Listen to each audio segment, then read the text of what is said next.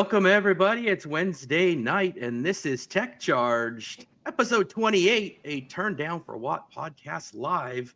We are here the night before Thanksgiving. I am thankful to be joined by Mr. Martin Meek on the road, traveling somewhere, I think in Texas right now, in his awesome Everdrive EREV Lightning. How you doing, Mr. Martin Meek? Doing well. How's Chris tonight? Dude, I'm living the dream. I got my Turn Down for What studio in full effect. So this is the first episode of Tech Charged in the new studio. So this is exciting for me. And is this the first or the second Everdrive podcast? Is this number 2? This is probably the second, but the first one it actually. Yeah, are you guys hearing me? Yep, there we go. I don't know. Okay, sorry. This is number 2 for Everdrive podcast, but I think it's the first time I've ever actually been running it. So we're actually on a road trip, running Everdrive. For those that don't understand or know what that is, that's charging while we're driving. So it's quite the epic trip, and we're towing across country. That 2,000 miles. Towing, range extending, all kinds of fun, man. We're going to talk about that tonight. Yeah, it's very cool. And then we've got Chef Miller, Jace Kraft Miller, out there in the kitchen, podcasting. We're going to get it all done tonight, man. We're going to see what kind of confections we've got going on. Last time, we tried to catch the Kraft Miller studio on fire with a sign. Tonight, we're going to see what kind of fire we can start in the kitchen. Adventures await. I forgot about that. What are you making for us tonight, Mr. Jace? Right now, we're working on green bean casserole and garlic or butter for the turkey. So we're done. Yeah. So chime in the comments with what you guys are doing or cooking up for your Thanksgiving. We've got football on the horizon. The kids, my wife, my sister-in-law, they're going to go catch a movie as well tomorrow while I watch some football. And of course, some awesome food. Martin, you're going to be going to Florida tomorrow. What's on your plans? So we have been building a ICE 21 Mustang for my daughter. She's the one that's been in the Model 3, and she got hit and run in that car a few weeks ago. So she drove it home back to Kansas. We finished up her a gas Mustang. In her situation right now, the gas Mustang's not really working because she doesn't have charging at home, which, as most of us know, if you're not charging at home, it doesn't really work very well. So we're towing a 21 Mustang EcoBoost to Florida. Supposed to be there tomorrow, but if I drive all night, I could be there early in the morning. And swapping, she's got my wife's Mach-E right now. We let her drive that back when she brought it home. So we're going to drive the Mach-E home and the Lightning and all that charging while driving and towing. First time ever there's been a Lightning towing across country with a charger or a generator on the back that's charging at 11.5 kilowatts. Nice. Yeah, it's exciting, man, to see you out there. Is this your second or third different generator you've tried for that? So this is the second generator that I've tried. Zach, who might be listening as well, he's on a road trip as well using that other generator headed from Oklahoma to Winter Park, Colorado. He's actually on a ski trip. So he's charging while driving with a non-tow, and I'm charging while driving with the tow. He's tried a couple of generators. We had a real loud, Ford branded open frame generator to begin with. Didn't really work. The NVH in the cab when you have that in the bed is just horrendous. And so now he bought a 11,000 watt, 11 kilowatt Westinghouse.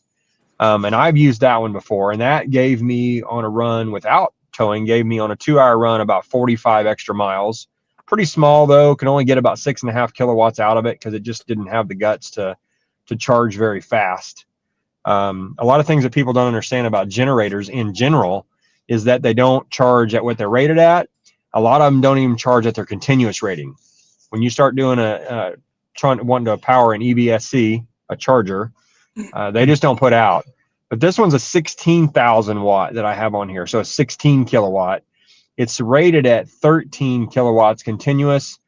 But as a lot of you know, the Emporia charger that we're running it through, the Emporia EVSE hardwired, only does 11.5 kilowatts. So I'm only running this thing at 11.5 kilowatts, which is going to be a kind of an easy task for this generator. Yeah, I think it's funny. Like it's gone full circle where I used to have one of those Westinghouse generators. They're the inverter types, which are quieter and better running, cleaner energy also than the open frame ones. They're a bit more expensive. I know mine was like a mix cross fuel. Like I could do propane, I could do gas, I could do diesel. So you could do, is yours the same where you can do different? This one is a dual fuel, and I got to get out and unplug the truck here because we're ready to get back on the road, and I will give you guys a little live video of this thing. It's a dual fuel. You can run it on propane or you can run it on gasoline. You get less power when you run it on propane than when you're running it on gasoline. So we are choosing to run it on gasoline, and it's a little easier to refuel on a long trip like that. Yeah, I think that's funny because that's what I had here at the house before I had the Lightning, was one of those Westinghouse on propane. I had a big propane tank. So when power went out, we would just flip over to the Westinghouse. Then I got the Lightning, so I didn't have to do that anymore. Now we've gone full circle. You got a Lightning powering, or I got a Westinghouse powering a Lightning so that you can tow and go even further on that power. So that's an incredible thing, man. Are you ready to go out there and kind of show it around, or are you still charging up? Getting to the yeah, I'm at 85%, and we're running a better route planner this time, and it tells me I'm going to make 160 miles on this next run. Let's see what it says here. 165 miles on the next run with 10% remaining when I get there while towing. And that doesn't sound very impressive if you haven't towed much with a Lightning, but 165 miles and having 10% left, it's going to give me about 180, 190 miles of range, and that's at 65 miles an hour. So that's pretty impressive. That gives you an idea that this thing's really juicing it up. So I don't trust it fully yet. I'm using a Better Route Planner premium plan with the connected OBD2 connector. So it's giving me live data from the truck to the navigation system, which no other aftermarket navigation does that. The Ford one does it, but it's real conservative, and as everybody who's run the Ford navigation knows, it can be a bit finicky trying to run it.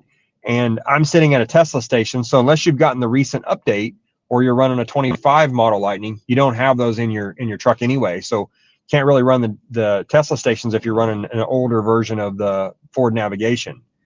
So for us, Better Route Planner is the way to go. But I don't trust it yet. I'm gonna let it go to 90% because I want to make sure I don't run out in the middle of the night across the middle of Arkansas or Louisiana. How cold is it? What's the temp? Ambient temp? 47 degrees. So the cool thing about it is, the first thing you would say is you can't precondition if you're not running either Google Maps or the factory nav. But there's a caveat to that. The generator is putting 11 kilowatts in. So the generator, while I'm moving, is kind of preconditioning the battery. The battery's staying warm. So I pulled into this station, no preconditioning. Tesla station, I pulled in with like 44% and immediately pulled 181 kilowatts. No preconditioning. 47 degrees outside. So that's not cold enough yet that the Lightning should start reacting really negatively, but we'll see. I know that it's going to get colder as we drive on tonight. And so I think that's going to be a side benefit that we hadn't talked about. We hadn't thought of that the generation of power into the truck while you're driving is automatically preconditioning the battery, which is kind of cool. Yeah, and the Lightning does a pretty good job anyway of how it, the thermals on it, and not necessarily always needing to be preconditioned, or it's not as sensitive to it as some of the other EVs out there. Even as sensitive as the Mach-E, which is still, even though they're both, sister vehicles in the Ford lineup, for whatever reason, whatever they've done with that Lightning, it tends to do pretty well in terms of the battery preconditioning, whether it does it or not. It's always great to be able to do it, but and it's not trucks with heat pumps too. That's the nice part. You would think, we would have saw some big crazy difference, but really, our 22 was great. Same thing. Preconditioning was pretty rare. Even going down West Virginia. You know, we were in cold, or even northern Michigan a few times, you know, and that battery just, it really does a pretty good job of staying, you know, pretty warm for the most part. So what are you going to unplug at there, Mr. Martin? You going to be able to? I'm at 87. I think I'm going to let it go to 90. It's only going to need a few more minutes. Still pulling 50 kilowatts. I'm kind of like you. I just like, we're like, yeah, we got an extra couple 5-10 minutes. Why not just? Yeah, I mean, I'm on a podcast, so why not just let it sit here for a few minutes?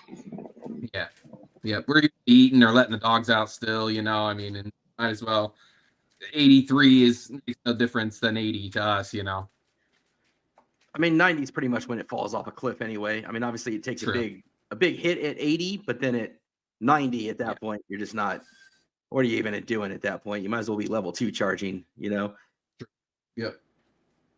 Very true. It's interesting. I just had a lightning pull in here at the Tesla charger, and it is probably a 4-inch lift on, I think, 18-inch wheels, but like 35-inch tires. Jeez, man. It is a monster in Texas, so I'm sure he's getting way worse mileage than normal. So if he's doing a 4-inch lift, Martin, does that mean he's using some kind of air ride suspension to be able to do that all the way around? Because that rear area, I don't know, but that truck's lifted a lot. It's not that factory on that truck is not that's not stock. Yeah, those rear independent rear suspension arms, you usually can't lift that thing that way unless you've done something with air ride or some other kind of modification back there, right? Yeah, yeah, you'd have to do an extended strut or something to be able to get it up, and even then your angles are going to be off. I know on even on gas trucks it does the same thing, but you get your CV axles at an odd angle that it does not happy with, so they don't last as long on lifted trucks in general. Yeah, when you pop out there, man, you have to get some video of that if it's still sitting there. I'll see if I can sneak a video of his. Have you been doing Tesla charging on your trip the whole way so far? Have you stopped by any Ionas or any of that kind of stuff? We don't have any of those on this leg. I planned it a couple, 3 different ways on a better route planner, and we had a Francis Energy stop today, the very first stop, which I don't normally like to use. It's not that consistent, and it only pulls 130 max, even from the bottom end. But that was interesting about that charger. The app would not let me add a credit card today. Every time I'd open the payment section, it was crashing the app. So I'd have my wife download the app, put a credit card on hers, and then use hers to get it to charge, because there's a credit card reader on the station. You can't swipe a card. It doesn't make any sense.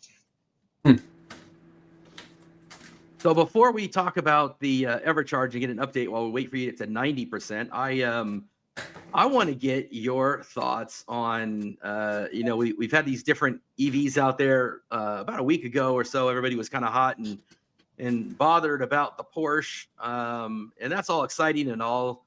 Everybody talks about the Lucid Gravity. They love to kind of talk about these $80,000, $100,000, $150,000 EVs, which never really get me super excited because I know that those aren't EVs that I'm going to be out there getting anytime soon. And $90,000 MSRP truck. Yeah, we got a good deal on that $90,000 MSRP truck, though. I didn't pay $90,000 for that truck. You know, I got that truck for $70,000, and I put a whole lot of money down on that from a very from my other truck. So it all kind of worked out. Oh, yeah. For the record, I owe like $36,000 on that truck. So it's it all, from paying into the last truck. But it's Mercedes of all people came out with their CLA and their CLA 250, which is coming out in 2026. And I was actually really impressed with it, man. Like, it is starting price for the rear wheel drive, which I know if for you guys out there that have snow country, you kind of need the all wheel drive. But being out here in California where we don't really get the snow, I'm perfectly happy with the rear wheel drive. So it starts at 47. With the rear wheel drive, it'll go 374 miles, and that's German miles. So the Germans are typically pretty good with being able to deliver the range that they claim. That's an 85 kilowatt hour battery, which is not huge. And Now their 0 to 60 time is like 4.8 seconds, so they're not delivering one of these, 3-second 0 to 60s, which I'm again okay with. Like I think we've gotten obsessed with delivering these huge horsepower vehicles that go 0 to 60 in crazy speeds. I don't think the average driver needs that. It is 800 volts, which, so many people have been announcing 400-volt vehicles still, including the newest Teslas and including Rivian R2, including the Ford Universal platform, all 400s. Here is finally an 800 volt vehicle. And I think that's exciting, man. Like, I think it's $47,000 for a Mercedes that goes 374 miles and charges. Oh, I left this out. It can charge at 300 kilowatts and do like 10 to 80 in like 18 minutes or something. Like, I feel like that's the first time I've heard somebody announce a vehicle. No, we popped you guys out of there. We popped you guys out of the studio. What happened there? Yeah, that was weird. Martin left and then my sound killed. I was still in, but for some reason it killed my sound when Martin dropped. So I don't know if you guys, I think we still lost Martin's sound there. I don't know if Martin's sound's still gone. No, he's Yeah. not on mute. Yeah. Can you hear us, Mr. Martin, or do you have to pop back out again? He's popping in, popping out. We're trying to work on some technical difficulties with Martin. Well, what just happened? Stranger Things just premiered, so every server known to man might be a little overloaded. We're going up against Stranger Things. That's what's happening. We're doomed. We're doomed. We're not going to get any views. 2 or 3 year wait or whatever. Oh my goodness! Thank you to everybody that's not watching Stranger Things. We shouldn't have said anything. Everybody's gonna start dropping off. Stranger Things is on. Yeah, good point. No, actually, it's delayed. It's delayed. Yeah. So I don't know if you. But yeah, no, it is impressive. I was seeing a few things because we have Ben's and Bow Ties is right here in North Olmsted here. Oh. He's very big in the Mercedes world, and AMG Jared, who also used to work there, he's in the Cleveland area as well. So I was watching the videos that he was putting out on it, and looks like a great product. He seems really excited about it too. I don't want to speak for him, but based on the videos and stuff I've seen, they really had to run some big deals on those previous EVs to get them to move. And I think they see this as a vehicle that they can move without having to take. I mean, some of those EQSs I've seen like $55,000+ off, MSRP on those. That's wild to get, to try to get that car to move. Plus the 7,500. I mean, they were crazy deals. So I think they're excited to have a vehicle that they can sell without having to make, put so many incentives on it. Yeah, it seems like they came in at a decent price. It's got now. I mean, the caveat to these things at 800 volts is that the big charging giant out there, the Tesla superchargers, can't charge at 800 volts. So you're still going to be charging at, I think initially, you got to wait till the spring. They were saying they're going to have a version come out in the spring that has a DC to DC converter that will help with those 400 volt speeds. So you're not going to get the big numbers out of a Tesla supercharger. You're going to have to be at an Iona or at a Power Up America. Shout out to our partners, Josh and Jesse, as they start to open up their chargers in Kentucky. And big announcement, they got some locations in Georgia that are on the horizon, some in Tennessee on the horizon. So we will see some Power Up Americas out there that will support it. But there's other chargers out there, Electrify America. I don't know how that'll work because you'll have to have an adapter. I don't know if those adapters will support getting up full speed at 800 volts. We'll have to check with our partners at A to Z now. We've gotten so used to having the wall of adapters that I have everywhere. I'm going to have to get an A to Z adapter to see if they have one that goes the opposite direction now from CCS to NACS, and start doing some videos on that. Now that my wife has the Y, we'll have to reverse this and see what those things are rated at. I honestly don't know how those are rated. Speaking of charging, we actually just added an interesting new charging provider I had not maybe once or twice heard of, but not much. The Ohio Turnpike just partnered with a company, which was really interesting actually, because the Ohio Turnpike previously had partnered first with Electrify America. They added, I want to say like 4 stations total ish. It's a bit odd because they have to do eastbound and westbound, so they have to add stations on each one. Then they, after that, partnered with Tesla and added multiple Tesla superchargers, same sort of numbers as the Electrify America. And then there were kind of some in the middle that didn't have any. But long story short, they partnered with a new company called Apple Green. Have you heard of them at all out there? I've heard of them in New York on the turnpike out there. They're the biggest provider of those little, I don't know if they're called bodegas or whatever they're called, that are off the turnpike that they run there. And oh yes, we did see those, I think, when we were on our way to Chicago. Okay, yeah.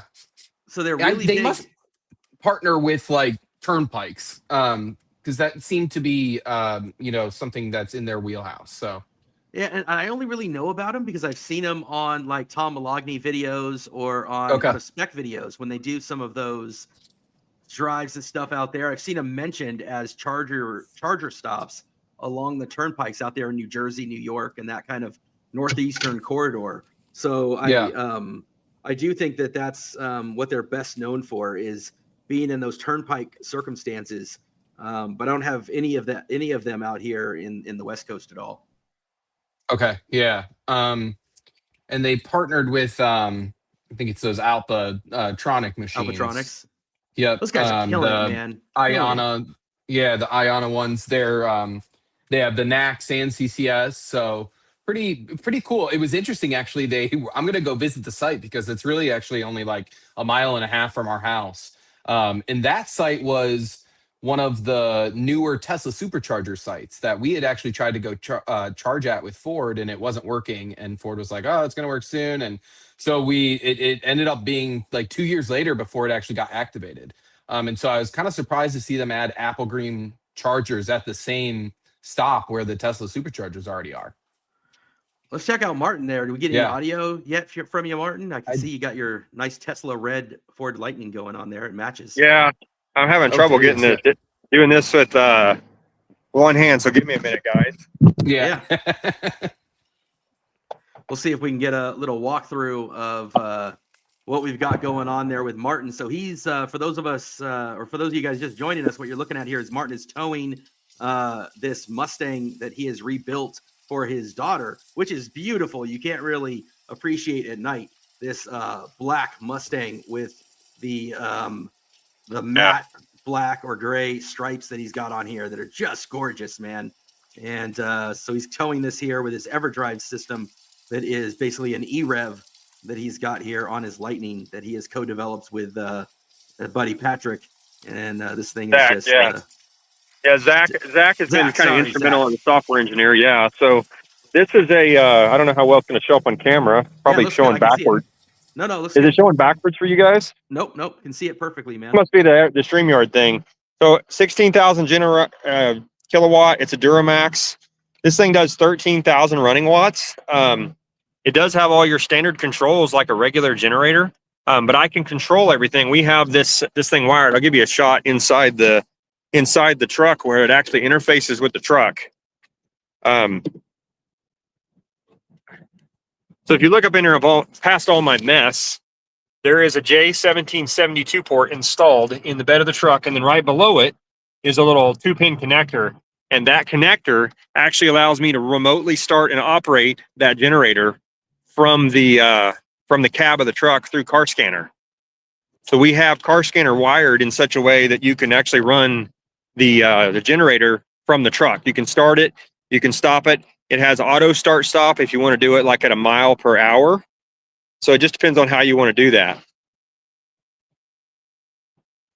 Yeah, I think it's ingenious, man. I love how it sits there now on the trailer too, because before you had it residing in the bed of your truck, and now you've got it sitting back there, right there, perfectly situated. Yeah, this works pretty well. We've got little brackets on the trailer, so it's out of the way. It only weighs about 350 pounds, so it really didn't add much weight to the truck. We do have a cord for this trip running up over the bed. Planning to change that. The original design was to put the generator in the bed, so obviously the port going in the bed worked pretty well. But we're going to end up moving it down here kind of next to where you would normally see your port for your trailer plug. So we'll end up moving that down there and have it as an option so you can mount it in your bumper. That way the generator just plugs in there real close. And if I can flip this camera around again, I'll show you guys exactly what we're using to charge with. It's not exactly easy to do this when you're... So this is the actual, you know, I'm sure everybody has seen these. Just an Emporia hardwired charger that's then plugged into the generator up here. But it's, of course, we've branded it Everdrive, but that Emporia charger is just mounted to the side of the trailer. Now, do you think when you go to move the connector, any thought to switching it over to a NAX connector? Because you got a smaller connector at that point, less, or do you like the J1772? That's true, but we need the J1772 connector because it has more pins, so more communication between the generator and the truck. Okay. So NAX connector only has 3 pins, J1772 has 5. And those extra wires that we're only using the J1772 connector because it's convenient. Really just any way to pass power through that. Those connectors are widely available. You can kind of get them everywhere. That's a good way to do that. That's why we're doing it that way. Yeah, that makes sense. So I don't know if I was talking about that lightning. I don't know if it'll show it here in the background, but. Oh yeah, there you go. Kind of hard to see it, but Nice. it looks good. It's a lifted, you know, on like some chrome wheels or something. Antimatter blue looks like, or black? I think it's the graphite. What do you call that color? Gray? Oh, carbonized gray? No. Yeah, carbonized gray. I think it is. The camera. It looks darker. Hey, I hate to walk over there and like video the guy. Yeah. He may not want to be on the show. Yeah. But you just don't see lifted lightnings very often. And it's lifted in the rear as well as the front. So yeah. Well, let me get rolling back on the road here, and then I'll pop back to you guys here in just a second. Yeah, Sounds that's good. cool, man. It's just great to see that update on Everdrive and see it in the wild, see it actually in use. It's very cool. I love the update you've done with it. It's really cool to see it actually there on the trailer. I think that actually works out, and it keeps the noise away too. And Yeah. I think it isolates the vibration. It's an interesting. And I think the time to use it is when you're towing. You're going to have a trailer anyway, so there's a lot of benefit to having that be the setup. Yeah, and I think there's so many benefits to that, right? If you are towing and it's a camper, you can fill that up without having to, and you could charge your truck while you're sitting at the campground if you didn't have another way to do so, So, yeah, I mean, I think that's pretty cool. Yeah, a lot of those trailers that have the campers, they'll have a thing in the front for propane and for other things up front. So I wonder, just depending on the space there, how easy it would be to modify those and fit generators there. Just so many possibilities. We'll have to see. It's always amazing to see how creative people can get with these types of things. For me, I'm always gonna rather just be all electric myself, but I'm not towing anything. I got the pavement princess truck for sure, and Right. I'm more a hotel guy than I am a campground guy. It's been many years since I have been laying down on a campground somewhere, but I just think I've seen the number of people that do tow, and I've seen how hard it is, and really other than the Silverado, man, all the trucks struggle with trying to get the miles out there. So I think it's going to be interesting to see this thing continue to evolve and to see how creative people get with it. And I know there's a lot of people that have interest, a lot more people like the EREV concept, really. I mean, we've seen it with Scout. We've seen it with so many of these people that with the Dodge Rev. It's really the EREV that people want to start with, it seems. That's what I was going to say. I mean, the Silverado is great, other than the charge port location. It does give you so much more mileage, but I still think that even Everdrive or an EREV concept is going to be more popular. At least for now, until maybe some breakthroughs come or whatever. But I think really, as we saw, like with Scout, everybody's like, yeah, I'll take that. Yeah, I'll take that. And we know the pros and cons to that, right? We've talked about it many times on this show. Some people say it's the worst of both worlds, and I mean, I like it better than the plug-in hybrids. I mean, I think at least you're getting the benefits of the EV, powertrain. You're not your locomotion's not coming from an ICE engine, right? So I like that about it, but yeah, I I'd mean like to live with it a little bit, Jace. I'd like to drive one and live with it and see just yeah, exactly how it is to kind of live with that every day and see what that looks like. I don't know if that's going to be like you said, the worst of both worlds or the best of both worlds. For me, most of the time, I yeah. don't want electric. And there's another lightning. There's lightnings everywhere down here, guys. I've passed 8 lightnings today. It Wow. has been the truck on the road. That truck that I just showed you, the carbonized gray one that was there charging, that's got a Florida 30-day tag. Oh, So interesting. that truck is he just bought it. So that guy, if Yeah, he's on the podcast or online, maybe we'll catch up with him or something, because it's definitely new to this that's guy. cool. I think you got a little loud there, Mr. Martin. I don't know if that's just my It headset. it might be. I don't know. The generator might be causing some noise. I don't know, guys. I'll try to see No if I worries. can mute between. No, you're good. No worries. No, it was just more your audio, your microphone volume got louder. Oh, let me. Yeah, I can talk quieter if that helps. That might Yeah, make when that's I'm not better. yelling at the camera. You know how sometimes you get on the phone and you're just like trying to yell at your mother and you don't realize it. Yep, no worries. But yeah, I mean, I think, if you're towing big time, I mean, I think it's hard to say, oh, I'm gonna get anything but a diesel. But, I mean, some people love to do it too. So Yeah, I not know for they like, me. I'm making this work. The effects and the benefits of the lightning towing across country, as long as you're not towing over 12,000 pounds. yeah, And I know Ford rates it at 10. I've towed a lot heavier than that, but it's just the truck to do for me. I mean, it's there's nothing better yeah. other than maybe a Silverado, and I have not cross country towed with a Silverado yet, so I'd like to try that just to see what that 200 plus kilowatt battery can do and how the truck handles it because it's heavier. The nice thing is with the Lightning is you have a truck that's manageable, it's affordable, it's cheap to drive at home. I think that's really the benefit where it shines and why it's still the number one truck out there. Hmm. Yeah, I agree. Well, what else do we have going on there, guys? Now that we got Martin down on the road, what's next on our topics for the holidays? Yeah, I I don't can know. Anybody doing any other road trips? We're not road tripping until Christmas, really. So I'm excited to get some time on the new tires, though, and wheels. I've got, a little bit bigger of poke, so my wheels are sticking out a little bit more than they were before. So we'll see if that really affects things. So far, it's been pretty good. I think the tires help to offset that as well. They're really good rolling resistance, and I keep them a little bit filled up. So we'll see. It'll be our first kind of winter road trip too, really with the heat pumps as well. So kind of be fun to see how that all goes. Yeah, You know, we're staying local. We're staying home. We got family coming over here, so that's I think nice. this is the first Thanksgiving I've not been home in, I don't know that ever. I know 16 years ago today, my daughter was born. She's 16 today. So I spent that Thanksgiving in the hospital. But other than that, in 46 years, I believe this is the first Thanksgiving I've ever not been at home. Uh, and what better way to do that than road trip a Lightning, especially when you're doing an EREV situation. Yeah, But I love it.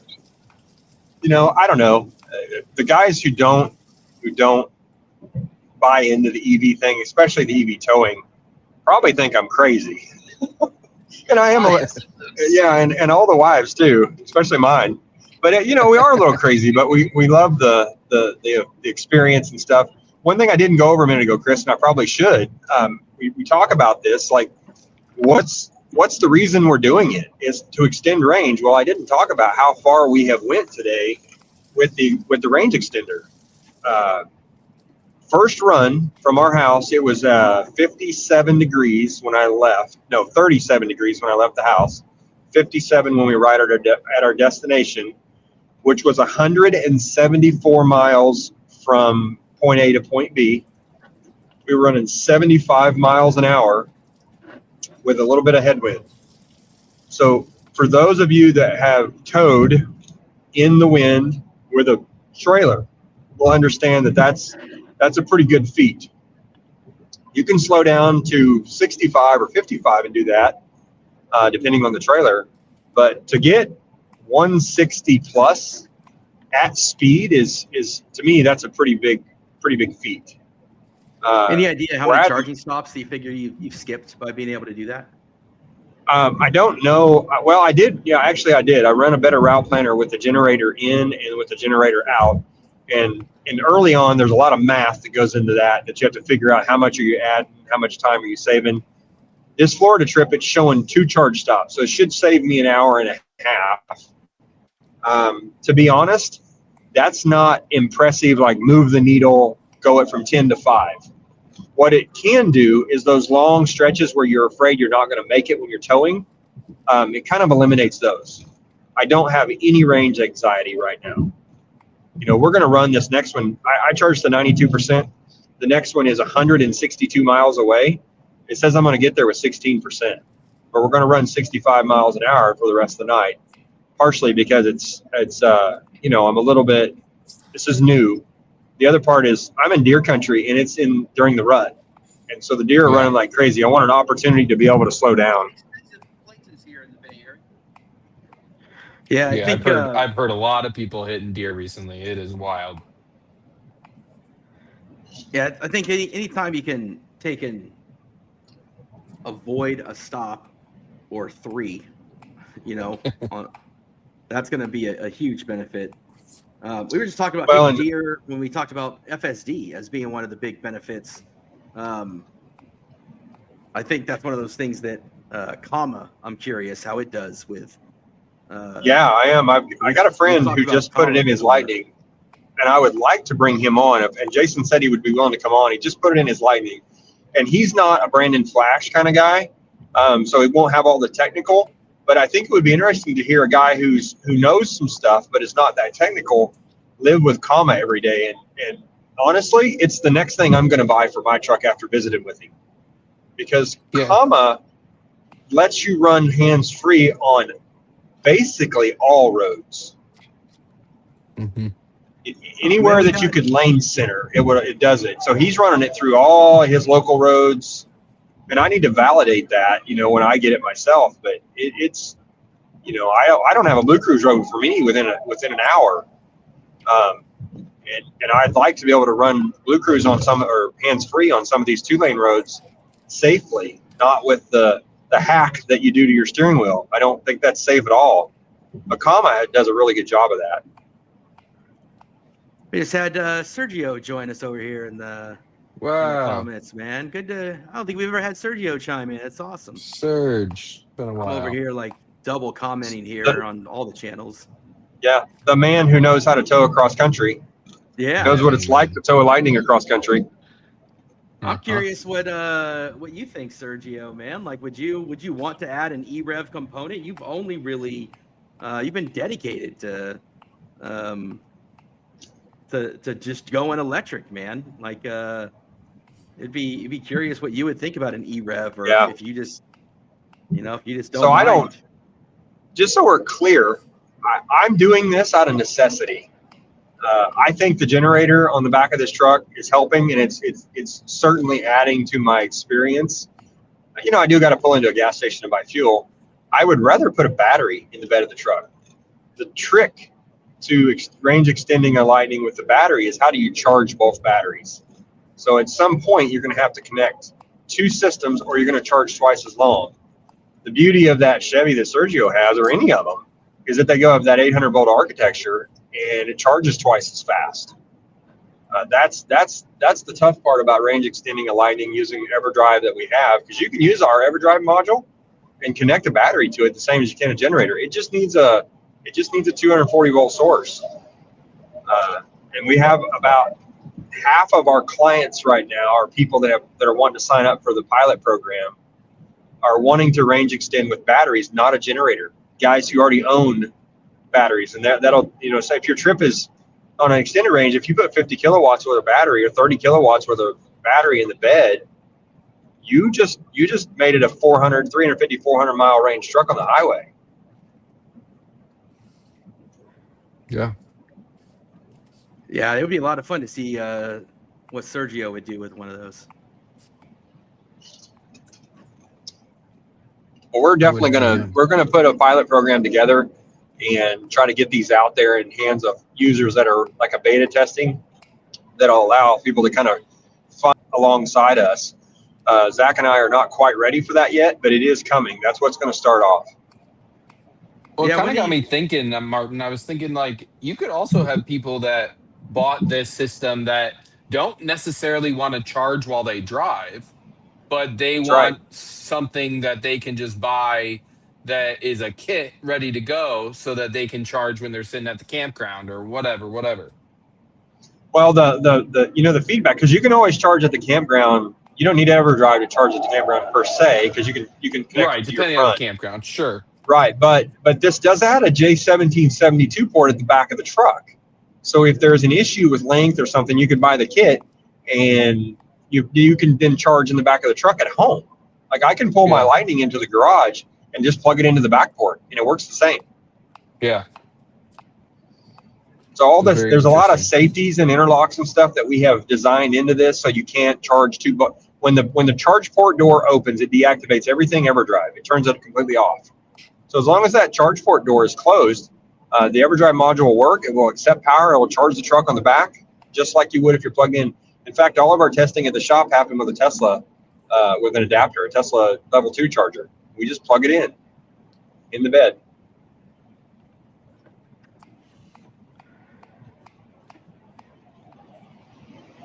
Pretty cool.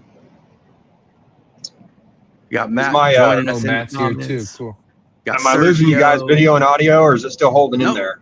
No, you're doing great, man.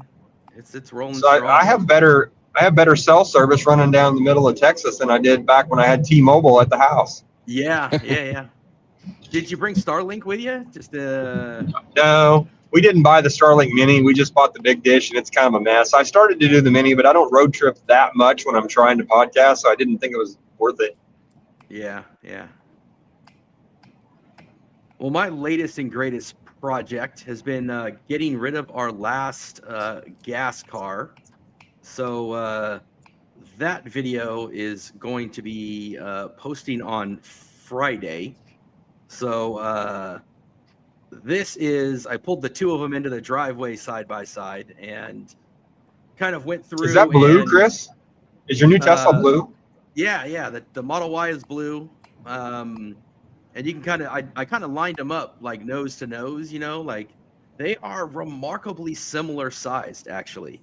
The Y you can see is shorter, but lengthwise and widthwise, they are pretty much identical. I mean, there's like an inch or two difference between the Ford Edge and the Model Y. And it's interesting to see how the car engineers have used that space entirely differently. So what I do is, is your car a 7 or a 5-seater? They're both 5-seaters. Yeah, they're both 5. Okay. I know they make the Y in a 7. They do. Yeah, but it's such a weird configuration to try to get 7. That's interesting you said that, because for the first time we added another Model S to the fleet about 3 weeks ago. It's got those rear seats with the glass. It's got the rear seats that fold down into that rear trunk.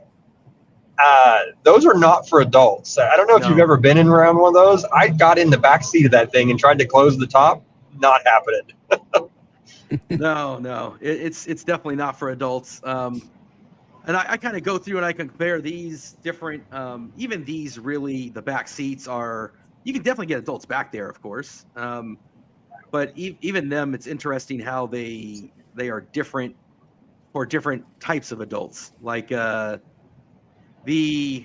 width of the back seat of the Edge, or really the width of the entirety of the Edge, is better than the width of the Y, and it has to do with the aerodynamics and the shape of the Y. So the way that they take, and if you kind of look at it's probably harder here actually than it is from the back of the Y, but the way that the Y kind of curves in, and the wheel wells flare out versus the side of the edge where it just kind of slopes down more boxy.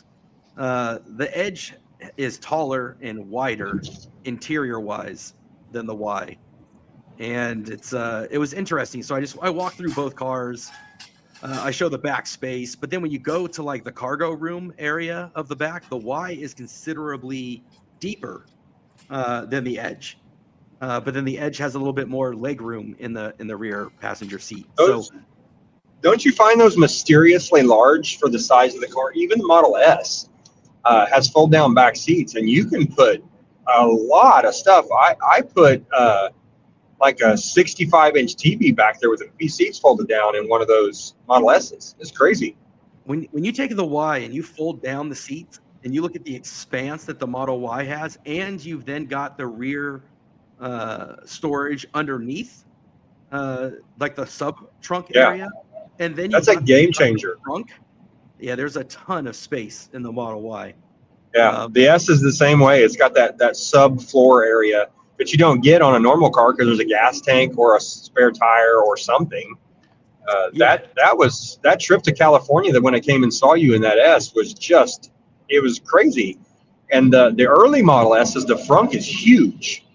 I know on the newer stuff. Your S has that deep recessed area too that goes back in there. Yep. On the early ones.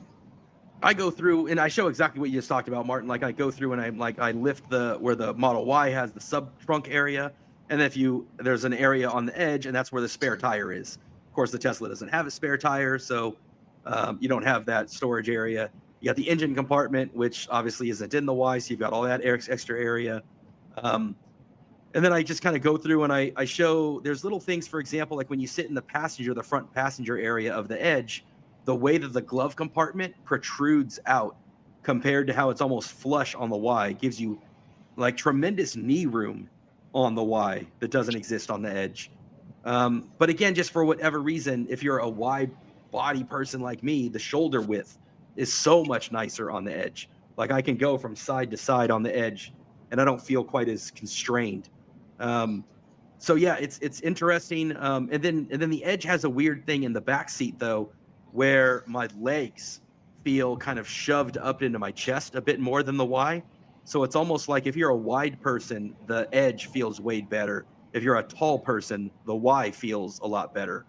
And then, the space, the Edge has a lot more height to it and a lot more width to it into the cargo space, but the Y has a lot more depth to it.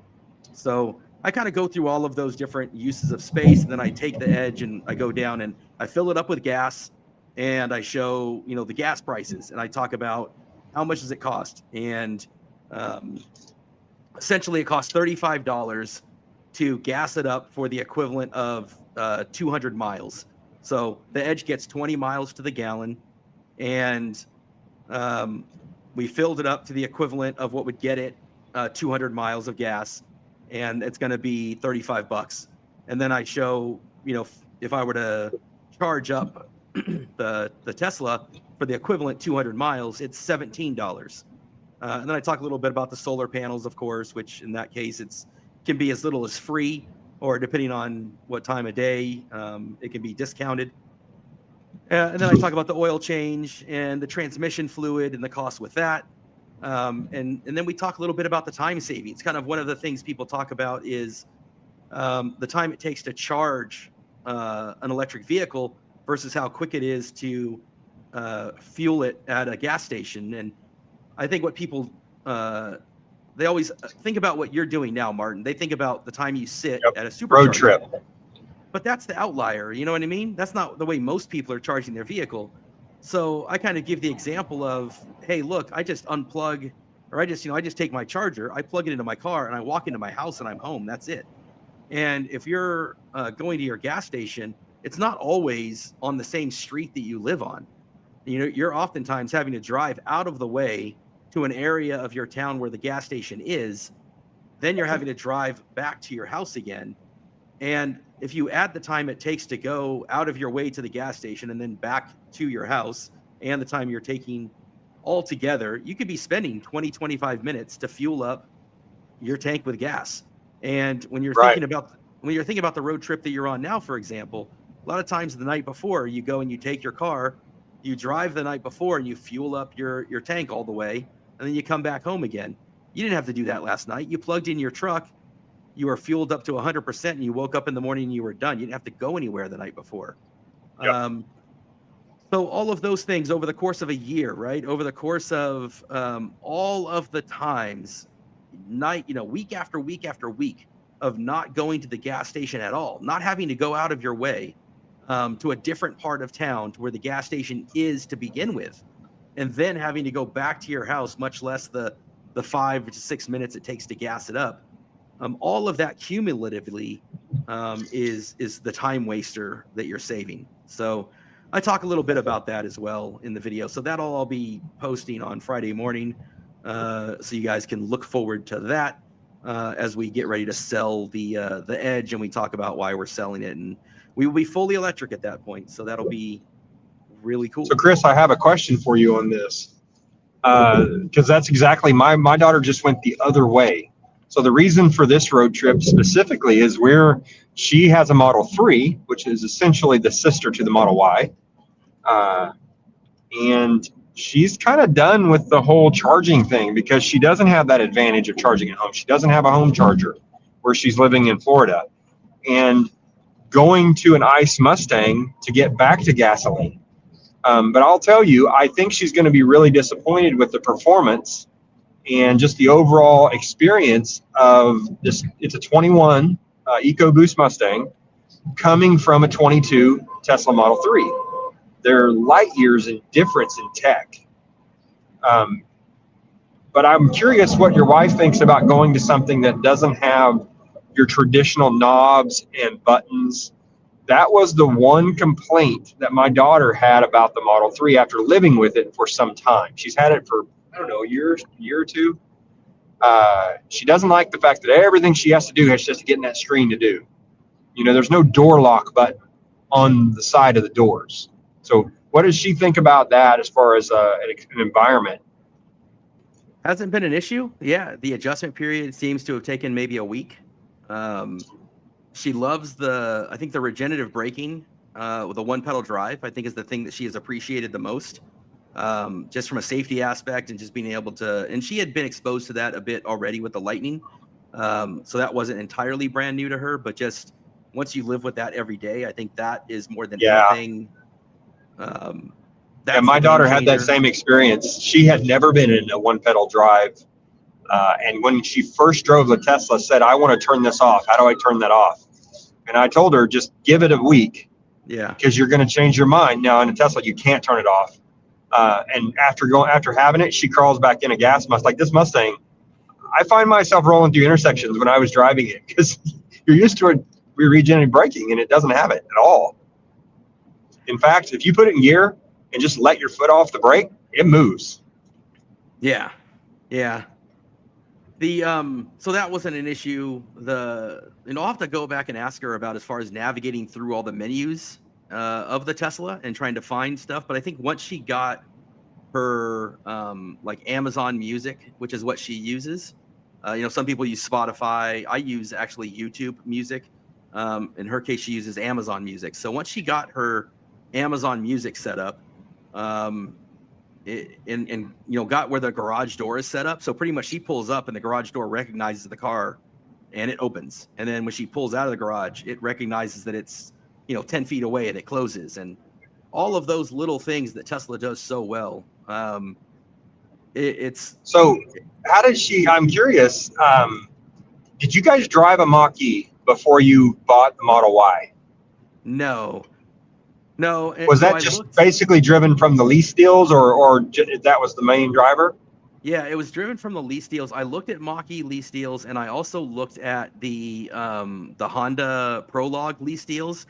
And shame on Honda because they had some good Honda Prologue lease deals. And I reached out to a couple different Honda dealers and got such a horrible experience, such a horrible runaround on just them trying to couldn't answer the question on whether they had it in inventory, couldn't answer the question of whether that was the right model, couldn't answer the question of whether they were honoring that lease deal that was online and was advertised. And they just kept wanting me to drive in, right? Wanting me to go there. And these dealers were not close. And so I'm like, I'm not doing this. I want to do this before I show up. Like, I want to know, like, if I show up with my wife and have her drive it and make sure it's something she wants, I want it to pretty much, excuse me, I want it to be pretty much a done deal that, you know, it's handled, which is what we did with Tesla. I mean, we drove all the way to Gilroy, and it was a done deal at that point. It's what you did with the Lightning halfway across the country. Right, absolutely. And so I'm like, look, you can make a sale here. If there's a sale to be made, if you would like to make it. And 2 different Honda dealers, which, you know, I'm sure they made the sale anyway. Here in California, you're going to make that sale regardless. So which is part of why I went all the way to Tennessee to buy my Lightning, because in California, they put 0 effort into making the sale.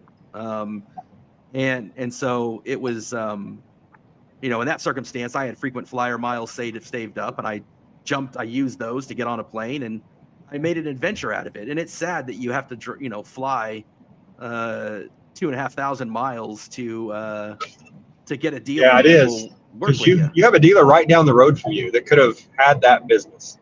Yep. Yeah. And it's funny because I was there's a guy at the 49er game that's a season ticket holder, and he is an owner. I know a DGG guy. I know a guy that is a big 49er, huge 49er season ticket holder that has a Volkswagen group also. And I know a guy that's a Ford guy.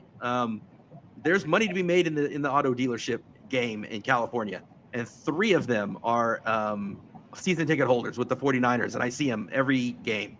And the Ford guy was like, "Hey man, why didn't you call me about the Lightning?" And then I told him the deal, and he just walked away. He's like, he couldn't have. I mean, he could have matched it, but he wasn't gonna. He didn't need, you know, he doesn't have to. He wasn't gonna come anywhere near what these guys in Tennessee did for me. And I just unfortunately I knew that. Supply and demand, right? Yeah. I mean, the Tennessee buyer evidently is not as aggressive as the California buyer. Yep. Yeah. So, you know, in Ford, there's regional deals with that too. You know, I mean, they will literally make a deal based on regionality. You might not have the what they call it. For us, it was the red carpet lease offer, and it just so happened to be that month. The month I bought mine, not the month we bought Justin's, unfortunately, but the month that we bought mine, it was a $9,500 credit that month, and only for 2024s. But and it was only for leases. But yeah, that was, I mean, that turned a $90,000 truck, like you, into 70, a little less. Yeah, that's that, and some other, with everything else combined on top. That's some of the complications with the dealer networks. Is I reached out before I did anything. I reached out to Colma. The city of Colma. I reached out to my Fremont Ford group. I reached out to the guy with the 49ers. None of them were making. I didn't even reach out about a Platinum. I was just reaching out about Lariats, and I was looking at used. I was looking at all kinds of different lease deals. None of them had deals.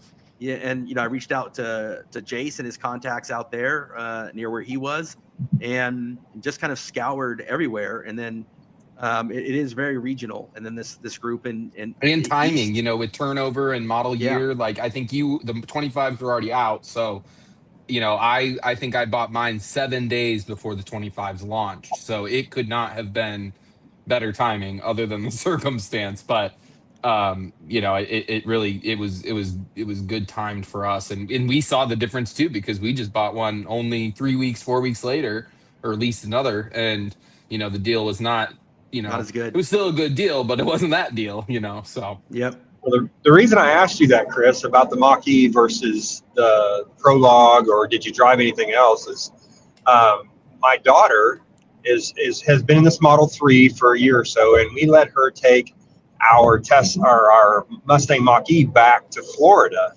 when she got a hit and run, left it in Kansas. And she has said she likes the Mach-E way better than the Tesla as far as the experience. And I think we've heard this before. So what's interesting is we have a Model 3 driver going to a Mustang Mach-E, and then my wife's been driving the Mach-E for quite some time and even has been in Lightnings. And for the last 2 or 3 weeks, she's been driving the Model 3. And she's sitting here, but I think she likes the Mach-E better than the Tesla. I think it's just, there's things about it that it's just easier to do. But I don't know. Yeah. Do you like the Model 3 better? No, I like the Mach-E better, and it feels more solid. Also, I can't. The Mach-E is more intuitive in that I can most of the time figure out, how to drive it or how to roll down the windows, or it's got some buttons. I don't know how to do the wipers on the Tesla. Everything is a mystery to try to figure out how to use everything. Even Tesla it doesn't. just gets tiring to not be able to get from point A to point B without having to take a college course. Yeah. Yeah, I think. And I think what you learn it, if you're real tech infused and you're like into that stuff, it's pretty easy. Because let's be honest, the Lightning is not as easy to drive as an '85 Ford pickup. I mean, it's got its quirks that you gotta have to know how to route plan and navigate.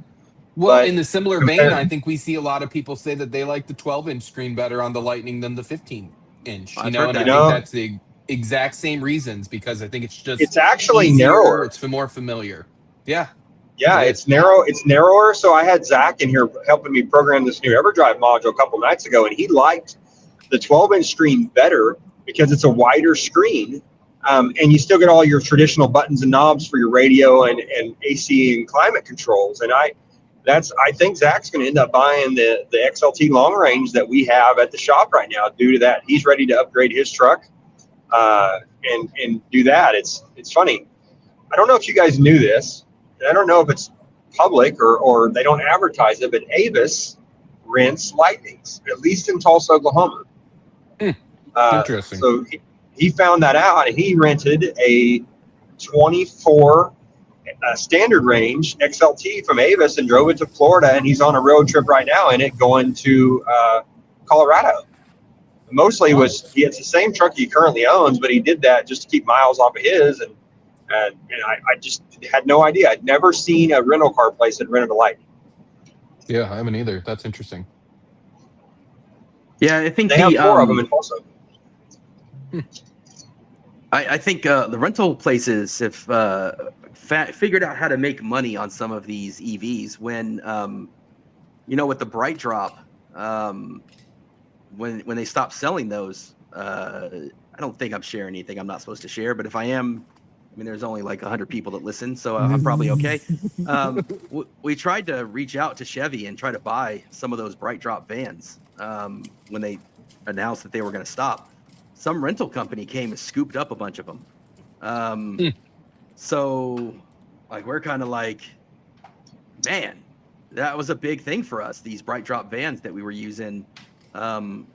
There's not, maybe the Mercedes Sprinter vans are kind of a similar size. We won't use the Rivians. Rivian's too big, or no, it's the branding. It's Amazon. You know what I mean? It's like Pepsi's not going to use Coke. We're not going to use, FedEx won't use a Amazon van. Yeah. Even though it's a great van, because it's just tied. It is an Amazon Rivian connection is so close that from a branding perspective, we just wouldn't put our logo on the side of that van.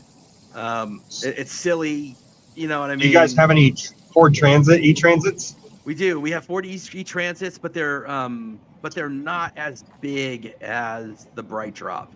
What's the range comparison on those? So an e-Transit will do. So I've got an e-Transit where I'm at with my station, and it will do somewhere in that 150 to 170 if I'm not going up any hills and I don't have any wind hitting me. So if they're just staying kind of flat, around the towns, we're fine. But if I try to go over the Santa Cruz Mountains, or if I'm trying to go over the bridges where I've got a lot of wind, it really eats into the range. So kind of got to limit what routes. Now we know how many miles our routes are, so we put them on the right routes that make the right amount of sense. But with the Bright Drops, you can get a solid, 300 miles out of a Bright Drop. That's what I thought. There's a lot more range on the Bright Drop. Yep. and so because you're doing a lot of city, a lot of stop and go, a lot of that kind of stuff, you can take a lot of the routes. You only have to charge a bright drop every 2 days, and in your worst case scenarios, it still lasts for the whole day. So the bright drop is a great vehicle. It's got the best range of all the EVs that we use, but it's kind of I suspect a lot more money. It is. It's an expensive. And probably one of the reasons why GM stopped making it, because they probably had a big old battery in there. Yeah, so it was disappointing. We really don't have a solution for that. Again, the Mercedes makes a Sprinter van that is similar in size, not quite as good, that we'll probably look at, but there's nobody else that makes really anything like it.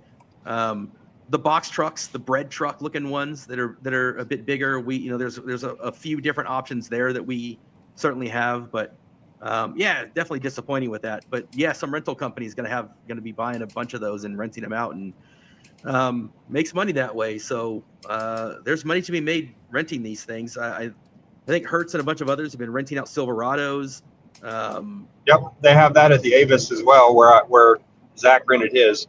I almost, if it hadn't been for Everdrive on this trip, I was going to rent that Silverado for this trip so I could try a 4WT. It's just 4WT, but that way I could try it on this trip to see how it is towing long range with a Silverado. But it wasn't available, and honestly, I don't think I'm going to like the truck as well as the Lightning living with it. And we're obviously testing Everdrive, so this was a big reason. Yeah, a lot of these companies like Penske, all these kind of places, they know that they can rent out to businesses, too, because those businesses have maintenance that they have to do on a regular basis, and their fleet customers are always on a regular basis having to rent out trucks and rotate inventory and do different things. So they know they can stock these things and rent them out. So yeah, it's kind of a bummer, just to have that thing kind of disappear off the market. And I hope it comes back. Yeah. I hope as things change that it reappears new and improved. Maybe some different battery packs and some new technology, and they get the math right on it. I hope the rental works for them if they have the right customer, because it's a great truck for local deliveries and stuff. If you're wanting to rent it and move things and not spend a lot of money. If you're an EV driver and you need a box truck, I would rent one of those. The tough part about, like Zach rented that Lightning, Avis has 4 of them. They're on their lot. You can't look it up online. You have to go in there and specifically ask. They're standard range, and the navigation button is grayed out. You cannot use the factory navigation at all. So I'm like, why would you do that? Why for renting a truck? You're putting the Lightning in its worst case scenario, putting somebody in that truck. They really honestly have no business. You can't add it to your app. The Ford Pass is not going to work. You can't start to charge through the app. It's just not a very good situation. So I think the rental car companies don't do a great job. Even when we rented our first Model 3 from Hertz, they kind of handed me the car and said, here you go. You had to figure it out on your own. Fernando talking about the Volkswagen Bus. Yeah, the ID Buzz is electric, and it's big in Europe. When I was out in Norway and saw a ton of ID Buzzes being used. In fact, they had special license plates to identify the ID Buzz that was being used as a commercial van. So it's really? Still not as it was really cool. It wasn't as still as big at all. You can't stand up in the ID Buzz the way you can stand up the height of it in the cargo space. So yeah, Chris, I would say the ID Buzz is probably one of the ugliest buses I've ever made. However, with that said, I like the Cybertruck. So that's an opinion. Yeah, when you look at opinions, yeah, that's a bold opinion right there. That's bold. It is. Right. Sergio wants to know, Jace, what you're cooking back there. What do you got going back on the stove? Yes. Sorry. I am cooking green bean casserole right now. So that's what's going down right now. I kind of do like fresh green beans with a mix of the Campbell's soups. So it's like kind of fresh, kind of cheating. So what time? Yeah.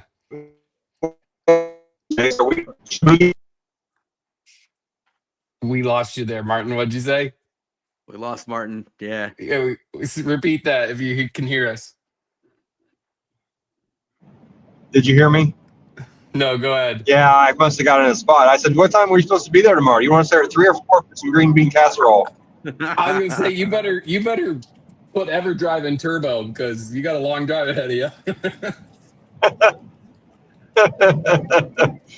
Yeah, shame on me. I forgot to put some of these comments up. We had I wish cars were simpler, without all the screens. I think it's funny because I'll see comments. X is an interesting echo chamber. I don't know if that's the right word, or bubble is the right word, where everybody kind of assumes that Tesla is the only way with their screens and their FSD. And my wife, one of the things you were asking about was the screen. Well, one of the things that she doesn't care for at all was FSD. And I asked her if she wanted to subscribe to FSD. I had her use it getting to work. She does not care for FSD whatsoever. And there are plenty of people that don't like the screens, don't like the FSD, want the familiarity, want it to feel during, as they transition to electric, they want it to feel familiar. They want it to feel warm. They want it to feel refined. They want it to feel. Speaking of that, Chris, there's a couple of things. My wife doesn't like Blue Cruise either. It's not her cup of tea. And, you fight those challenges. So I'm going to have to pause the volume in the video for a few minutes. My daughter just tried to call. I rejected the call because we're on the podcast. She can't get the Mustang to charge. Oh, for whatever reason, wherever she's at. Yeah, so I'm going to pause and call her back, and I'll be back in just a couple of minutes with you guys. Yeah, absolutely, man.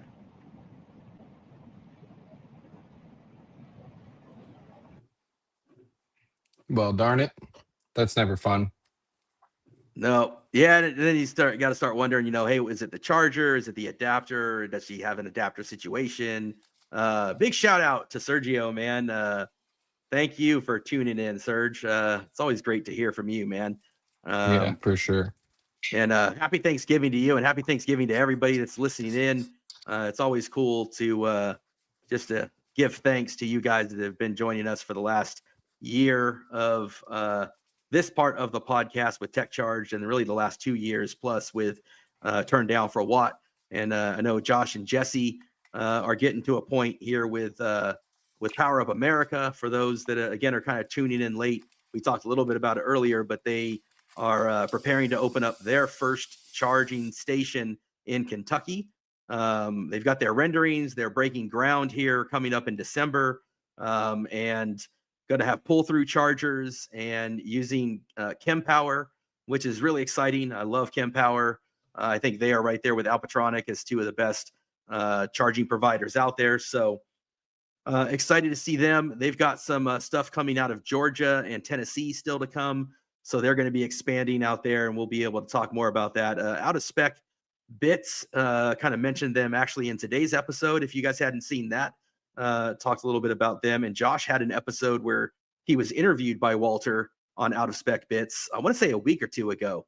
And so that was cool just to hear Josh kind of talk about their plans and their announcements. And that stuff is always fun. Walter does a great job of talking about the charging infrastructure and all of those kind of things. So yeah, it's really fun just to see our little kind of corner of the EV universe where you've got, Jace is doing the cool stuff over on Instagram. And I think, how many followers are you up to? Are you up to like 100,000 followers on Threads now, man? Where are you at on Threads? You're on mute there still, man. Sorry. Yeah.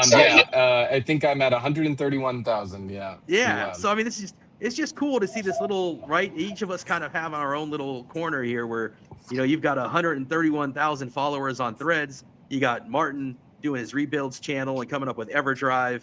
And you got Josh and Jesse, with Power Up America, finally starting to get some traction here and starting to open up their deals. And I'm getting to do my content stuff on my channel. And we're seeing stuff, I've been on Out of Spec a couple times now, and you got Josh getting to be on Out of Spec, and just all these different things kind of coming together. all kind of starting from our love of lightning and our little Facebook group, and people that we've had on the podcast before with Sergio and all these different folks that we've had on. Tom has been on, and so many people from the community. And so Robert, tons of people. So I just think in this time of giving thanks here, the day before Thanksgiving, I wanted to shout out, each and every one of you that are part of the show, including the guests and including the audience and including everybody that's in the comments and the chats and that have tuned into the show and that watches the content that we make on our YouTube channels for Martin and myself, and that are part of the Instagram community for the Friends of Ford for Jace, and for part of the Threads community that follows Jace. And all of us are just grateful and thankful to be a part of it. And we're all just part of the Ford family and part of the EV community. And we might give each other crap for our different brands and our different loyalties. But really at the end of the day, we just love the technology, and we might like different things. But I think it is important that we have that diversity, because each one of us will resonate with a different person, and each one of us might tailor ourselves to a different part of the audience. And I think that's cool. I think that's important. There's not everybody is going to, not everybody is going to be someone that tows a vehicle, or not everybody is going to be a truck buyer. Not everybody's going to be a Tesla buyer. Not everybody's going to be a Mach-E buyer. So speaking of Tesla buyers, or should I say Ford buyers, Tesla drives a Ford. Had to show you guys. I noticed that. What team does he play for again? I can't remember. Lions. Yeah. Lions. That's it. Yeah. Yeah. He drives. So though, he has. So for those that don't know, that are listening out there, and Ford scooped him up. Brilliant marketing move, in my opinion. But they actually got him a Lightning, so it's not like he's just driving a regular F-150 or a Raptor, or like I feel like a lot of the guys have. He literally drives an F-150 Lightning. So and they've seen him showing up to the stadium with and stuff. So pretty cool. Yeah, Brock Purdy for the 49ers has a Toyota sponsorship, and Toyota sponsors the 49ers. So there's a big Toyota truck out in front of the Levi Stadium, and Brock Purdy comes out to the press conference yesterday wearing this Toyota-thon jacket, and I'm just like, God dang it, man! And I keep looking for some way to get an EV. Christian McCaffrey used to have a Lucid Air. But he doesn't have it anymore. So I keep looking for a 49er that I can somehow get on the podcast. And I've yet to have one. There was the old coach, Jim Harbaugh. Jim Harbaugh has an ID Buzz. And, oh, really? Wow. Yeah. And one of the guys that's a season ticket holder of the 49ers, he actually sold him the ID Buzz. And there was going to be an opportunity for me to drive it down and deliver it to Jim Harbaugh. And I was going to try to work something out there, and then the whole thing kind of fell through on the timing. But so I keep looking for that window of opportunity to try to find. But most of the player parking lot, man, it's Raptor R's, it's my box. It is not very electric, but I keep my eye out for that electric 49er person that I can someday. That's my dream. I can't believe one of those guys is not driving a Plaid. There are no Plaids. Yeah, there are no Cybertrucks. No Cybertrucks. There are a lot of athletes usually are bigger guys too, so you got to consider that too. But they love trucks. I'm not even saying just F-150s. I mean, we see Ram TRXs, and they just love those big pickup trucks. They got Toyota. Brock Purdy gave it to him, but I'm pretty sure Toyota gave it to Brock. I don't think he bought all these. But he gave the entire front line Toyota trucks, or different Toyotas, depending on what they wanted to pick. I remember seeing that, I think, yeah. Yeah, so there's a whole bunch of Toyotas out there, and I'm like, these guys are killing me, man. There is a really nice Raptor out there. But there was a Lightning for a short period of time, and I never could figure out who it was. I'm pretty sure it was like a coach or somebody, because I could never see. It was always there before I got there, which told me it wasn't a player. It had to be the players always showed up after me. But yeah, I keep my eye out, man. I keep my eye out trying to find one of those guys that gets electric. Shanahan for a short time had an electric car also, but it's really hard to get to the coach. That guy's pretty really sure. Well insulated. I think it's Kelly Clarkson has a Lightning that she uses on her farm. Yeah, which is she was pretty cool. on. She was on the podcast with Jim Farley. He has. Yep. Drive Yep. podcast. Yeah. Yes. He's had a bunch of cool people on that podcast, actually. Yep. Rachel Maddow too. I'm not sure if she's a Lightning or a F-150 Raptor lover, one of the two, but she's a huge F-150 fan. There's a few of them. I love it. Yep. So one day we will get a 49er on the podcast. That is my mission. Yeah, that's the goal. George Kittle has a podcast called The Kittle Things, and I did joke with him. I said, "Hey man, we need to do a podcast together. I got dozens of people to add to your millions that you get." And but he does his live with his wife at their house, so it's a different format. But it's but if I joke enough, maybe we can do a collaboration with the Kittles. But it does not seem likely. I love it. I love it. Well, guys, anything else before we wrap up the show and get you guys back to your Thanksgiving evening or the night before, I guess? Yeah, I don't think I have too much to add. I'm excited. I'm doing another turkey tomorrow, so I'm excited for that. We've been using the cheesecloth method. I don't know if anybody out there has tried that before. Very fun. And does that help with the moisture? Does it covers the... Yeah, and we do ours on the pellet grill/grill. Sometimes the gas grill, sometimes the pellet, depending on if we're somewhere that has a pellet or a gas grill. It kind of depends.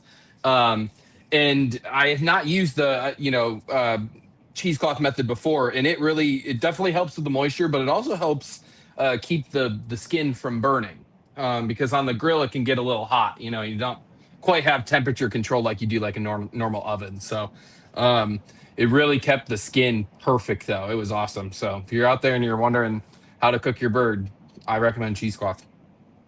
Cooking with Jace, man, you need to make the channel. I'm telling you, you've got a great kitchen, by the way. That background right Thank here you. with your stainless steel refrigerator. It looks a little matte, actually, a little like gun matte.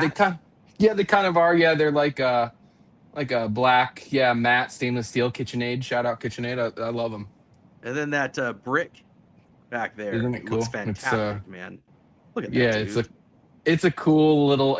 Our kitchen's a little small. I will say it's not huge. It's definitely cut off. It's not an open floor plan, but it's got a lot of character, which I really like about it. And you got a great name too, man. Like not everybody has a great name for a cooking show, but Cooking with Jace. I mean, dude, that's a great name. I'll give it a go. If you help me edit, I'll do it. We're gonna make this happen, man. Let's do it. Cooking with Jace, powered by the Ford Lightning.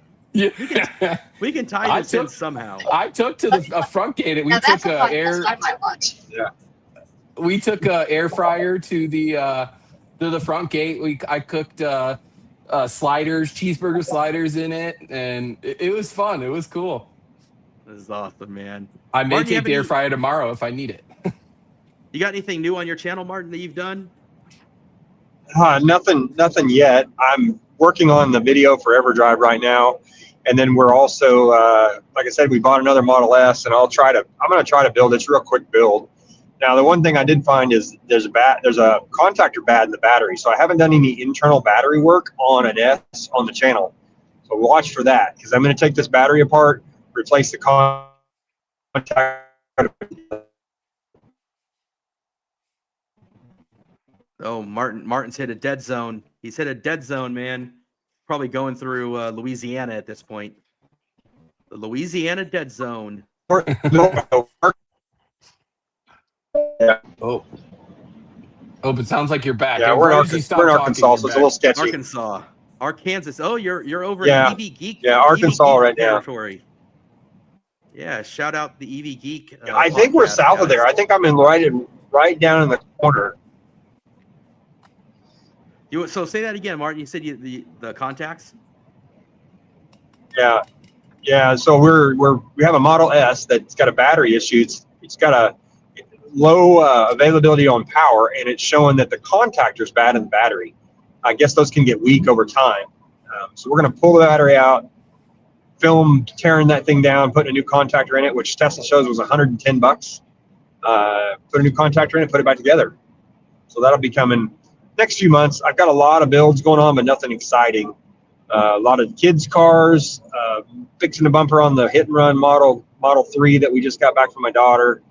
The XLT Lightning will be the next build too. I'm going to film and record that one because it's hit down the left side. It was actually one of the Facebook group members, Sam, up in St. Louis. He slid off the snow last winter and tore up the left side. So we'll film how to put a cab corner and a bedside on a aluminum F-150. Very nice. And what happened with your daughter there? Did you get that figured out as far as the charging? Yeah, she tried 20 minutes at an FPL, Florida Power and Light, and it never worked. And of course, the minute that I get on the phone with her, it started working. Oh, there you go, man. I think that a lot of times with CCS, you just get that communication port pin that's not plugged all the way in. It's not quite as elegant of a plug as the NAX connector, and you have to really fiddle with it to get it to plug all the way in. Aloha Smitty, shout out, cooking up the coconut shrimp and crab cakes, dude. Crab cakes. Crab cakes was the first thing I ever ate that was like a legitimate food when I was like adulting for the first time. When I was my first trip to Vegas, and I had crab cakes at like Emerald's. It was like my first kind of adult restaurant when I was like in my 20s. And I went and my first thing that I ate that was like an adult food in an adult legitimate restaurant that wasn't named Denny's or something, right? And I had the crab cakes, and it was so dang good. And I had never understood what the term bland meant before. People would say, "Oh, this was bland."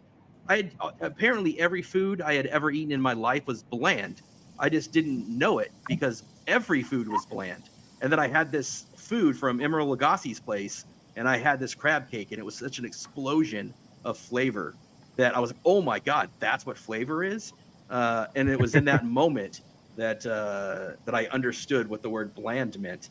And crab cakes. That's that way if you travel overseas. We went to India about 5 years ago, and they use spice. We don't use spice compared to India. Yeah.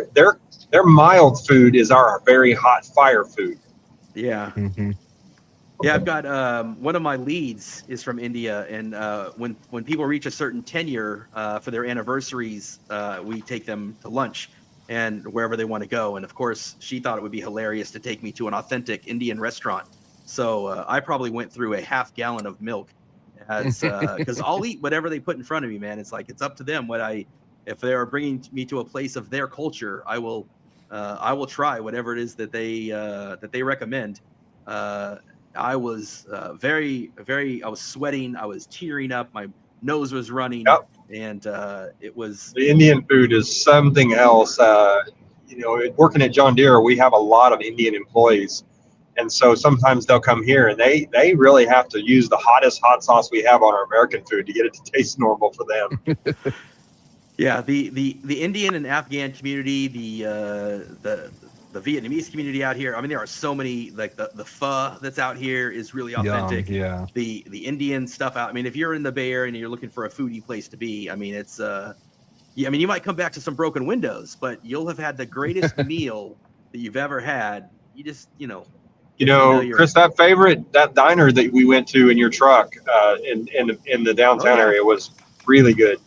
Yeah, there's some good food out here, man. You got to give it that for the Bay Area, that's for sure. So yeah, Aloha Smitty. Thanks for sharing the coconut shrimp and crab cake, man. That sounds awesome. Yeah. Yeah. So Chris, you asked about my daughter. Her parting comment was, "I hate electric cars." After she couldn't get it to charge, and I told her, "I'm bringing you a gas one. Don't worry." Hey, it's funny. I know we're trying to wrap up, but the thing out there made me think about the whole Rivian controversy. There's the Rivian LFP batteries out there where they're, someone kind of new to electric had bought the Rivian with the LFP battery, and at like 20% state of charge, the thing dies on him. It actually had 0% state of charge. And this was somebody was it Jose Rivian Tracker, or was it? No, but it was somebody that they knew or that was on Twitter who posted it. I know it wasn't him. Well, look for another one of those. Oh, yeah. Look for another one of those on the forums in the next day or two, because on the turnpike in the middle of Oklahoma today, there was when I went coming north towards Tulsa, there was a wrecker loading a Rivian on a rollback. You just hate to see those experiences. Yep. for people like your daughter and for so many others. And I know that kind of, you know, speaking about my wife earlier with the Model Y, and she took, you know, within a week or two of us getting the Model Y, took a girls trip down to Disneyland. And I was so relieved that she had a great experience there and back charging with the superchargers. Yeah, Chris, that's exactly why when we were looking at electric vehicles for my daughter, and you guys know I am an absolute diehard Ford fan. I love Ford, everything they stand for. But if you're going to put your daughter in something who has zero experience with electric and you want her to have a seamless experience, the Model 3 or the Model Y is probably the one to put them in, because it's just, you type in where you want to go, it does everything else for you. It's going to charge when you tell it to charge. It's not going to be a big honking plug that's hard to plug in. That's why we went with it. Even at that, she's kind of over the lifestyle, but I sure understand the Tesla infrastructure is getting there. It'll be nice when we get all converted over to NACS on all the vehicles, and we get more of a unified communication protocol. So when you plug in, it just works. You know, and I think we're early in EV adoption. You know, if you think about it, back in about 21, 22 is when this all started rolling pretty good. So we've only been in it a few years. It's going to take some time to get this like it's supposed to be. I will say the only caveat to that, I agree with what you're saying, but I will say the only thing that I will say that Ford has done that others have not is the Blue Oval Charge Network. If you gave someone a Ford and made sure that they only charge with the Ford app, as in when they, you know, came up to a charger and that's what they used to activate it. I'm not saying necessarily route planning, because that, you know, without the latest update, especially, you can't really compare that to Tesla. But if, you know, Ford has done a great job comparative to, let's say, Chevy or Hyundai and Mercedes-Benz.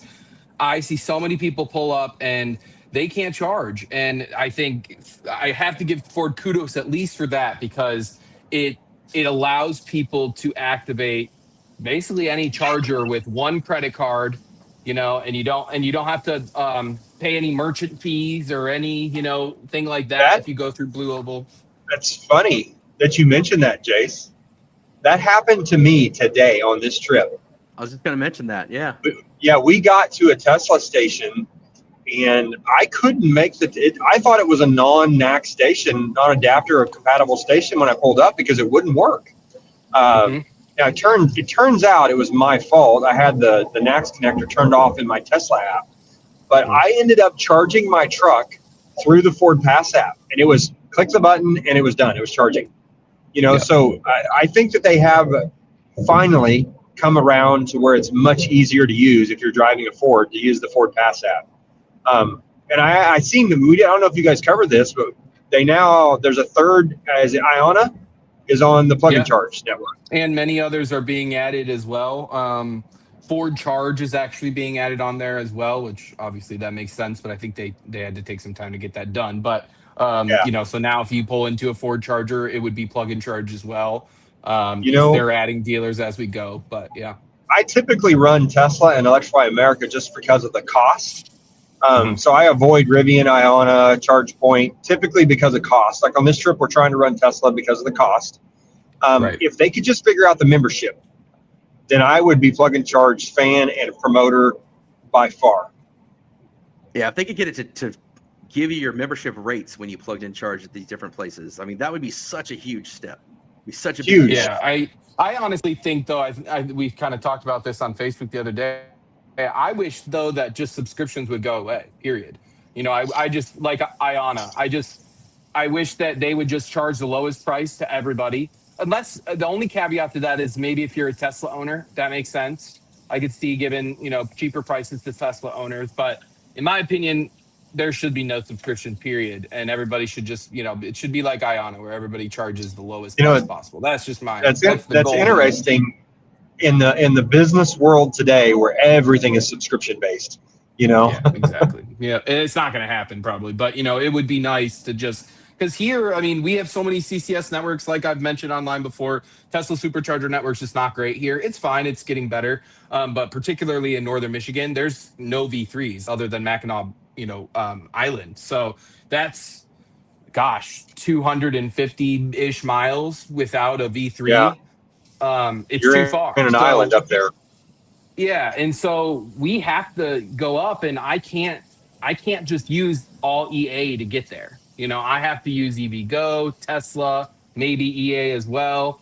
It just I'm switching so much that it unfortunately doesn't make sense to really get one. And I leave, and we might not even know which charger we're gonna hit. You know what I mean? But when we're on the road, so because it is such a frequent road trip for us, and it's only 1 to 2 charges, so you know, it's a little different than a road trip that's, you know, got 16 stops or something. But yeah, I mean, that would be my wish, is just no subscriptions. So I can choose wherever I want to charge, and then plug in, you know, too, and charge right away, not have to deal with the, oh, you know, like you said, even Marty, you know, or Martin, the it wasn't working today, you know, for whatever reason. Yeah. Was it plug and charge? Was it your truck? Was it, you know, you might not ever know. And there's just something so convenient when you pull up to a Tesla supercharger and you just plug it in and it just charges the card on file, and you've got the cheapest price available. And you don't realize that until you do a long road trip, especially with this. Like, we have the older Model S we brought. You know, that station, we did, like, I don't know, it was like 30 charges or something on that, and you just jump out, plug it in, and go to the bathroom. You don't even think about it if it's charging. And I don't do that very often with the Lightning. Now that we have the charge speed on the dash in our 23, as soon as that shows up, I take off. But I usually kind of hang out until that shows up. Yeah, I don't blame you there. We honestly, I'll choose. I know I'm kind of an unpopular opinion, but I will literally choose. I'll just go to the EA because I know I can plug in and it'll charge. You know, I guess you know, Tesla is that as well, but comparative to, say, EVgo or somebody else, you know, If the rates were the same, I hear you, Jace. If the rates were the same, I would be picking EA, because EA, typically I don't have to deal with an adapter. You pop it in, and the speeds are typically a little bit faster in my experience. Yes, they are. Yeah, for sure. But yeah, as long as I got plug and charge, honestly, that's nice. I mean, I'll take it. But I've had many problems with EVgo's Auto Charge Plus. You know, it says it'll, you know, it just never works properly. I feel like I can never get this stupid thing to work right. I concur. Mine never worked either. And now I have some situation too on my app where it says it'll start charging my card the next time I charge, and that it's going to add my new truck to the Auto Charge Plus. I've charged, I don't know, 3 or 4 times there. It will not add my new truck to the Auto Charge Plus. It's frustrating, but yeah, Ford is adding more plug and charge. Robert put out a whole article, so it's cool to see that not just Iona, there are others in the works as well. So that's cool. And if you guys had one last point before we wrap up, Chris, I think I posted about this, but Google EV Routing, I don't know exactly when the update came out, now has the ability to adjust your arrival percentage. Now, it doesn't do it, I don't think, at each charger, but if you want to know how much you want to get home with, you can adjust that in any number. So is that you don't have to have an Android even Auto, number. or Yes, do you know? yes. So does it work? I don't know if that works. I don't know if that works with CarPlay, because it doesn't incorporate battery percentage in CarPlay for maps. But you can go in and say, I want to ride with 3% or 9% or whatever, and it will route plan around that. Cool, nice. Yeah, just like or a better route. Yeah, a better route planner. Yeah, except for, you know, it's in 1% increments. So if you want to ride with 11%, you can plug that in. It's kind of interesting. I hadn't noticed it. That's why I posted it on the group. But I think that was one thing. It always wanted to route me. I knew I could make it home, but it always wanted to yell at me that I needed it. And it would reroute you, and you'd have to go in and delete it. So that makes it a lot better. Nice. So many of those basics, man. Like I just feel like they should all be where I want them all where I can take the screen and pinch and zoom. I want them all to be where I can see chargers around me and touch them and go there. I want them all to be where I can set my state of charge at each charger and the destination. I want them I will tell you, for non-towing, the 3, a better route planner, Google EV Routing, and the Ford navigation, I would pick any one of those. The only shortfall Ford navigation has is they don't have the Tesla stops yet, but that's going to happen soon for everybody. And I think once you get to that, you could jump in any Lightning, not towing, and trust any 3 of those. Yeah. Even Tesla messed up recently. I saw a bunch of posts where they had suddenly made a bunch of them display just the city name. I saw that, yeah. Or Very just the briefly. business too, yeah. Yeah. And then you were like, "That's not helpful, guys." And then I think, Yeah, once one guy said like he was on the East Coast and it was like Dunkin' Donuts, Dunkin' Donuts, Dunkin' Yes. Donuts, Dunkin' Donuts. yeah, It's like, what like the I hell am I don't. supposed to do with this? Yeah, like I know I'm going to Dunkin' Donuts, but geez. Yeah, I guess But you get Duncan.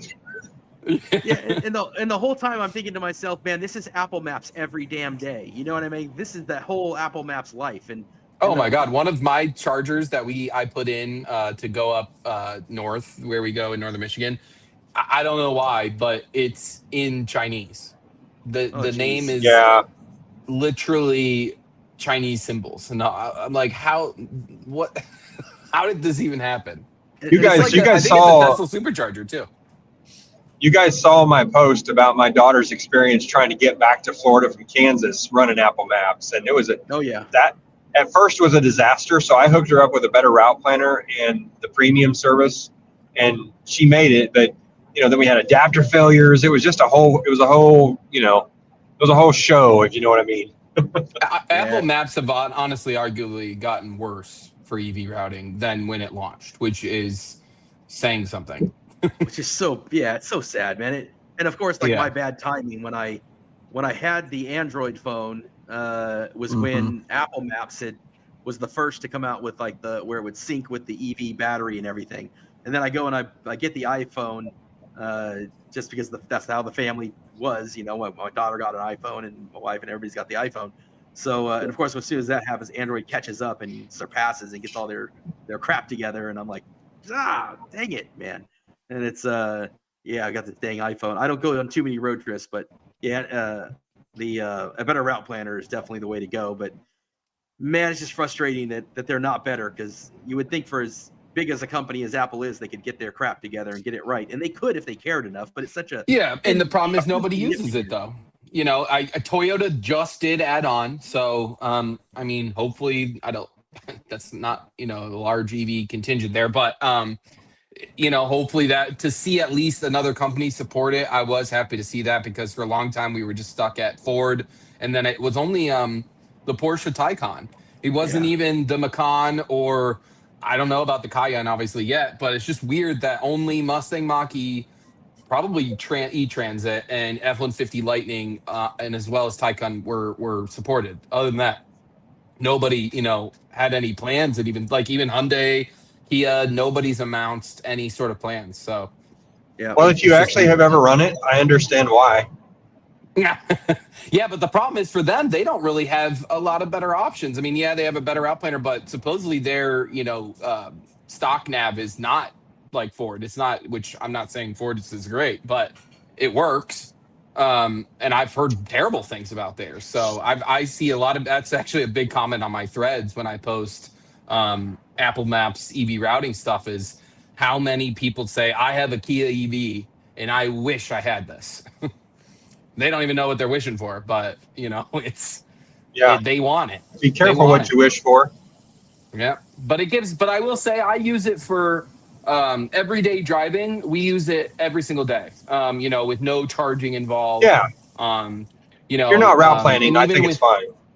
Yeah, and even 1 to 2 charge stops, I think you're totally fine, because there's really not many route possibilities, so it can't be too bad, But yeah, I mean, other than that, it's unfortunate. Yep. Well, I think that'll wrap it up today, fellas, guys. Yeah. Yep. Yep. It's a long show. Thanks for having us on again, Chris. Before Thanksgiving, I don't know how many viewers we had, but this was good to get back together. We need to try to make this more consistent. I know everybody's had life happening and it's hard to make it go, but for those that wonder, we are still going to continue the podcast. It's not going to stop. Things have been getting in the way. So. Yep. Yeah, it's cool to get it going here, and it was fun to see you guys cooking. It's great to see you guys traveling. It's great to just catch up with everybody, and had some great folks chiming in the comments, and had some different viewers coming on and off. And as usual, like as we get towards the end and later in the night, we get more people here towards the end. So for all you guys that jumped on towards the end, feel free as we close out to go back to the beginning and check that out. And over the holidays, check out I've got the video of all of this here with the old setup and then going to the new setup, and it has done horribly. So help me out. Go to my channel and watch this video. It's like 12 or 13 minutes. So yeah, go and watch the video of this setup and how we got here from the old setup. And then Friday, I will have the video on selling the Ford Edge with the Model Y and comparing the two, all the specs and the cost of charging versus fueling, and just the insides and outs and all of that stuff. So yeah, tune in Friday for that next video on Bow Family EV. And in the meantime, man, help me get over 300 views on this one, because nobody's watching this. So do a homie a favor, man, and spread the love on that one. And then we will be back hopefully next week with more cool updates and podcasts. So Yep. And watch for the Everdrive video dropping soon. So all right, guys, have a good night and have a great Thanksgiving. Thanks everybody for joining us. You too, guys. Yep. Happy Thanksgiving, guys. We'll see you on Thanks, the online guys. stuff. See you guys.